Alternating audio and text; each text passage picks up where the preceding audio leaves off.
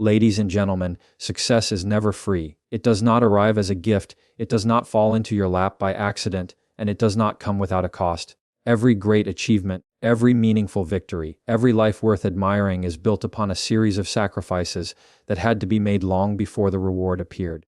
Too many people are waiting for success to come to them, when the truth is, success only comes to those who are willing to pay its price in advance. And the question we must all ask ourselves is simple: what am I willing to give before I can receive? Discipline is the first and most non-negotiable price of success. People often speak about success as though it were a mysterious accident, as though it arrives suddenly, handed down by fortune or chance. But if you look closely at anyone who has built something truly remarkable, whether it's a thriving business, an influential career, or even a stable and loving family, you'll see that beneath the surface lies a daily commitment to discipline. It is not glamorous, it is not dramatic, it is often quiet, repetitive, and even boring.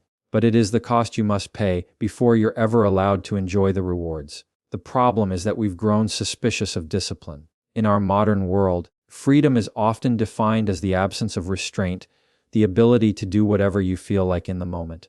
But that kind of freedom is an illusion. It's the freedom of a ship with no rudder, drifting wherever the waves take it. Discipline is what gives freedom its form. Without it, you are not free. You are a slave to impulse, to distraction, to every fleeting desire that hijacks your attention.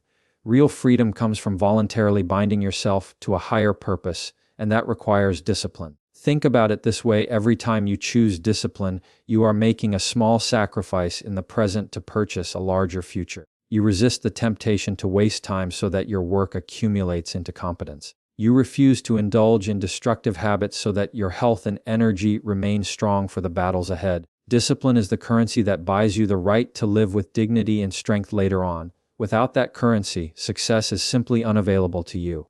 Now, discipline is not the same as punishment. People misunderstand this. Discipline is not about beating yourself into submission or living like an ascetic who rejects all joy. It's about alignment. It's about bringing your daily actions into harmony with the person you want to become. If your vision of success is to be physically strong, then discipline is what drags you to the gym on the mornings you would rather stay in bed. If your vision is financial stability, discipline is what stops you from reckless spending and keeps you focused on saving and investing. If your vision is mastery of a skill, discipline is what forces you to practice for hours while others are watching television. Discipline is the bridge between desire and reality. But here's the hard truth: discipline will always feel costly in the short term. That's why so many people abandon it. They want the reward without the price. They want the transformation without the sacrifice. They want to look in the mirror and see the results of work they never did. But the universe is structured in such a way that this is impossible. You cannot reap what you have not sown. Every act of undisciplined living is a withdrawal from your future. Every act of discipline is a deposit. And over time, those deposits compound into strength, competence, and success. Psychologically, discipline also reshapes who you are. Every time you exert control over yourself, you send a signal to your own mind that you are not helpless, that you are not a victim of your circumstances. You prove to yourself that you can voluntarily carry responsibility. And that transforms your character. A disciplined person walks differently, speaks differently, carries themselves differently, because they know they are trustworthy in their own eyes. They know that when they make a promise, they can keep it. That self-trust is priceless, and it only comes from discipline. Now, some will say, but discipline is hard. Of course it's hard. Everything valuable is hard.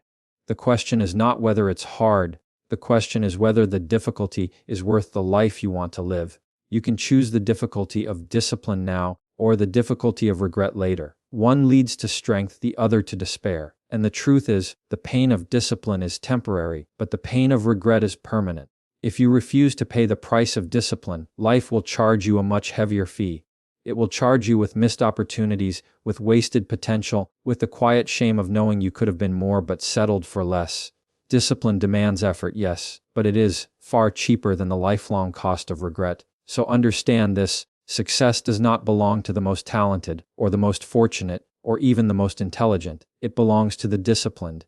It belongs to those who pay the price, day after day, in small, ordinary choices that accumulate into extraordinary results. And that leaves us with a simple but inescapable truth: if you want freedom, you must first embrace discipline. If you want success, you must be willing to pay its price up front. There is no shortcut. There is no loophole. The question is not whether you will pay, but whether you will pay now with discipline or later with regret. If discipline is the price of success, then the second cost is the sacrifice of comfort. And this is one of the most difficult truths for people to accept because comfort is seductive. It whispers to you in the early morning when the alarm goes off and the bed feels warm. It tempts you in the evening when the work is unfinished but the distractions are plentiful. Comfort is not just physical, it is psychological. It is the desire to remain in familiar patterns, to stay in safe territory, to avoid the discomfort that growth requires. But make no mistake, success cannot be born in comfort. It is always forged in discomfort, in tension, in the willingness to endure unease in pursuit of something greater. You see, comfort has a hidden cost. It looks harmless, even pleasurable, but it quietly robs you of your potential. Every time you choose comfort over challenge, you reinforce the habit of avoidance. You teach yourself that relief is more valuable than progress. And before you know it, you've built a life structured around minimizing discomfort rather than maximizing growth. This is why so many people remain stuck. They cling to their comfort, and in doing so, they forfeit the very opportunities that could transform them. Think of the gym. The body does not grow stronger in comfort. Muscles do not expand by lying on the couch. They grow when you willingly put them under stress, when you push against resistance, when you embrace the discomfort of effort. The same principle applies to the mind and to life itself. Your character, your competence, your capacity, these are not expanded when you live in ease. They are expanded when you deliberately step into situations that stretch you, that frighten you, that demand more than you thought you could give. This is not to say that comfort is evil. Rest has its place. Recovery is necessary. But when comfort becomes the organizing principle of your life, it slowly kills the possibility of greatness. The path to success requires a reorientation. You must stop asking, "What will make me feel good right now?" and start asking, "What will make me grow into the person I need to become?" Those are two very different questions, and they lead to two very different lives. Now, people often resist this because discomfort is, by definition, unpleasant. No one naturally desires hardship, but discomfort is not the enemy. It is the teacher. Every time you sacrifice comfort, you step into a kind of classroom where growth occurs. The difficult conversation you've been avoiding teaches you courage. The long hours spent studying while others are relaxing teach you persistence. The challenges you willingly accept, the risks you embrace, the sacrifices you make, these are the crucibles in which strength is formed. And here's the paradox: the more you sacrifice comfort now, the more comfort you can enjoy later. If you endure the discomfort of saving and investing today, you buy yourself financial freedom tomorrow. If you accept the discomfort of training your body, you secure health and vitality for years ahead. If you embrace the discomfort of discipline in your craft, you earn mastery and the satisfaction that comes with competence. Sacrifice comfort in the short term, and comfort returns in abundance in the long term. But choose comfort in the short term, and you will suffer discomfort perpetually, because you will live with weakness, regret, and the bitter knowledge that you could have been more. There is a reason heroes in every story leave the village of safety and step into the wilderness of danger. That journey represents the sacrifice of comfort. It is a metaphor for the universal truth that you cannot stay where you are and simultaneously become who you are meant to be. Growth requires departure, and departure is uncomfortable. You must leave the easy behind if you wish to encounter the extraordinary. The deepest tragedy is not pain but comfort. Pain wakes you up, it forces you to move, and comfort lulls you into sleep, and you may never awaken until it is too late. Many lives end quietly in the arms of comfort, never having tasted the exhilaration of genuine achievement, never having felt the strength that only comes from facing struggle head on. So you must make a choice. Will you sacrifice comfort for success, or will you sacrifice success for comfort? One of them must be given up. You cannot keep both. If you choose success, you will have to walk through seasons of discomfort, of difficulty, of stretching beyond your limits. But if you choose comfort, you will walk through a lifetime of mediocrity, and that is a far greater burden to carry. Remember, this comfort is easy, but it will cost you everything. Discomfort is hard, but it will give you everything. Success belongs to those who are willing to step out of the warm bed of comfort and walk into the cold air of challenge. If discipline is the price and comfort the sacrifice, then the next cost of success is your time and your energy. These are the two resources you cannot counterfeit, the two currencies you cannot print more of. You can lose money and earn it back. You can lose possessions and replace them. But once an hour is gone, it is gone forever. Once your energy is spent in meaningless pursuits, it cannot be recalled and redirected. And so success demands that you offer these resources deliberately, carefully, and sacrificially before you can ever hope to reap its rewards. Most people live as though their time were infinite, as though they could squander it without consequence.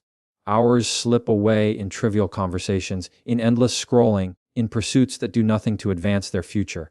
And while they indulge in this illusion of endless supply, time keeps moving silently, steadily, without apology. At some point, they look back and realize that years have vanished, and the life they dreamed of was traded for comfort, distraction, and waste. That is the great tragedy, not that life is short, but that we use what little we have so poorly. Energy is just as sacred. Your focus, your drive, your attention, these are finite. You cannot pour them into everything. And yet, many people burn their energy on the wrong things, on resentment, on gossip, on shallow pleasures that provide a spark of entertainment but leave no lasting fire of achievement. Success requires that you give your energy to the work that matters, to the battles that build you, to the responsibilities that elevate you. Energy given to trivialities is energy stolen from your destiny. Now, the offering of time and energy is not glamorous. It rarely feels good in the moment. It means long hours of preparation while others are relaxing. It means investing attention in the details no one else notices. It means exhausting yourself in the pursuit of mastery before the world even knows your name. People see the final result of success, performance, a product, a fortune, a legacy, but they do not see the years of hidden labor that bought it. They see the fruit, but they never witness the planting, the watering, the waiting. Success is always preceded by invisible investment, by countless hours and immeasurable energy offered up without applause. Philosophically, this offering transforms you. When you dedicate your time and energy to something higher than yourself, you step out of passivity and into responsibility. You no longer live as a consumer of life, waiting for it to hand you pleasure. You become a creator of life, shaping meaning from the hours you've been given.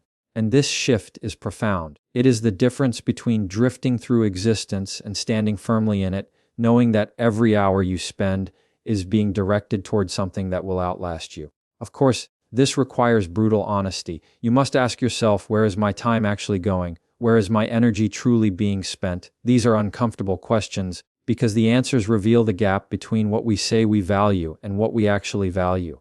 A man may claim he wants to build a business, but if his evenings are consumed by endless distraction, his time reveals the truth. A woman may claim she wants health, but if her energy is drained by indulgence and inactivity, her habits expose the reality. Your time and your energy reveal who you really are and what you truly desire. And here is the paradox. The more you give of your time and energy to something meaningful, the more of both you seem to gain. When you discipline your hours, you suddenly discover more hours. When you focus your energy on a worthy pursuit, you find that your energy multiplies. People who devote themselves to triviality are constantly exhausted, constantly distracted, constantly rushed, but those who offer themselves to responsibility, to purpose, to meaningful struggle often radiate vitality. It is as though life itself rewards those who spend their time wisely by giving them more of it in quality, if not in quantity. The sobering truth is that you are offering your time and energy to something right now, whether you realize it or not. The question is not whether you are giving them, but to what. Every day you are making an offering, to entertainment, to comfort, to gossip, to resentment, or to growth, to mastery, to love, to something that transcends the trivial. Success belongs only to those who consciously choose where to make that offering. So understand this: success is not free, and its cost is counted not in dollars, but in hours and effort. Every life is built out of time and energy. Spend them foolishly and you will build regret. Spend them wisely and you will build greatness. The choice is yours. And that leaves us with a final thought: your life is nothing more than the sum of what you give your time and energy to. Give them to what matters, or they will be taken by what doesn't. If you have already understood that success demands discipline, that it requires the sacrifice of comfort, and that it consumes your time and energy, then you must also face the next truth: success requires a commitment to failure. This is the price most people are unwilling to pay, and it is precisely why most people never reach the heights they dream of. They fear failure more than they desire success. They allow the possibility of embarrassment, rejection, or defeat to paralyze them into inaction. But here is the paradox: success is not found in avoiding failure. It is found in learning how to endure it, how to confront it, how to use it as raw material for growth. Think about it: no one becomes great by getting it right the first time. The pianist fumbles at the keys before music emerges. The entrepreneur stumbles through losses before finding profit. The athlete fails hundreds of times in practice before victory on the field is possible. Failure is not the enemy, it is the furnace in which ability is refined. To succeed, you must give your ego, your fear of humiliation, and your need for constant validation to the process. If you refuse to fail, you refuse to learn, and if you refuse to learn, you refuse to grow. One of the most destructive lies we tell ourselves is that failure means we are not good enough. But the truth is exactly the opposite. Failure is evidence that you are in motion, that you are stretching beyond your current limits, that you are attempting something worthy of risk. A life without failure is not a life of success. It is a life of safety, and safety produces nothing remarkable. The willingness to fail is the very signal that you are alive in the arena, engaged in the struggle, daring to move forward. Psychologically, failure is a confrontation with reality. It shows you exactly where you stand. It strips away illusions about your current competence, exposing both your weaknesses and your potential. That can feel humiliating, but it is also profoundly instructive. A person who avoids failure avoids truth. They choose instead to live inside a bubble of self-deception, convincing themselves that they are capable while never actually testing that belief against the real world.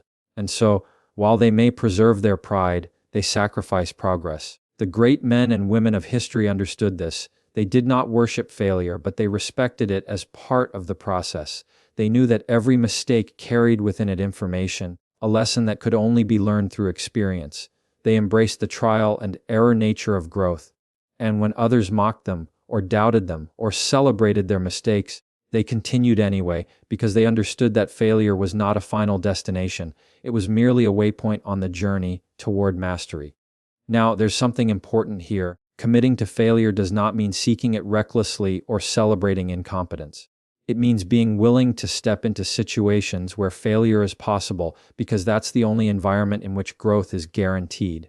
It means knowing you will stumble, but refusing to let that stumble define you. It means falling and choosing to rise again over and over until the act of rising becomes who you are. This process is humbling, and that humility is essential. Failure strips you of arrogance. It reminds you that you are not yet who you could be, that there is always more to learn, always more to refine. And paradoxically, this humility becomes a source of strength. When you no longer fear failure, when you no longer need the world to see you as flawless, you are free. Free to experiment, free to innovate, free to pursue paths others avoid. Fear binds, failure liberates. And so the question is not whether you will fail. You will. The question is whether you will commit to failure as part of the cost of success. Will you see it as a verdict against your worth, or will you see it as tuition you must pay for the lessons of greatness? Those who succeed do not escape failure, they outlast it. They stumble more, not less. They fall harder, not softer. But they refuse to stay down, and that refusal becomes the very definition of their character. So understand this: success will test you with failure again and again. It will demand that you give up your pride, your perfectionism, and your need for constant reassurance. It will strip you of the illusion that growth is easy or straightforward. And if you are willing to pay that price, if you are willing to commit to failing forward, then success will eventually reveal itself to you. Failure is not the end of the road. It is the toll booth you must pass through on the way to your destination. Pay the toll, keep walking, and refuse to turn back. That is how you transform failure into the very foundation of success. So remember this: success is never free. It will demand your discipline, your comfort, your time, your energy, and yes, even your failures. The price is high, but the reward is higher. Pay it willingly, and life itself will open doors that remain locked to everyone else.